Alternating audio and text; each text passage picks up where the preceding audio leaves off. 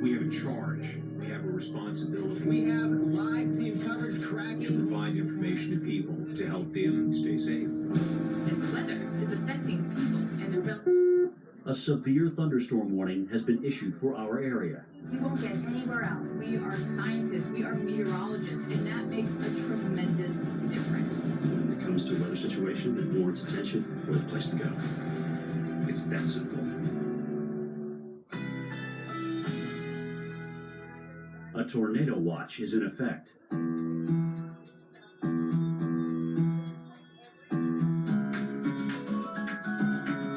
Currently in our area, 67 degrees under mostly cloudy skies.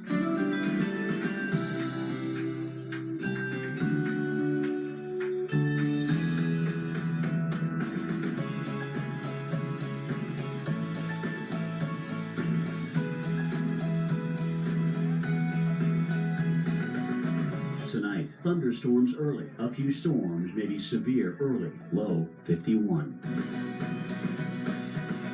Tuesday, windy with showers. High 54. Chance of rain 60%. Here's our 7-day outlook.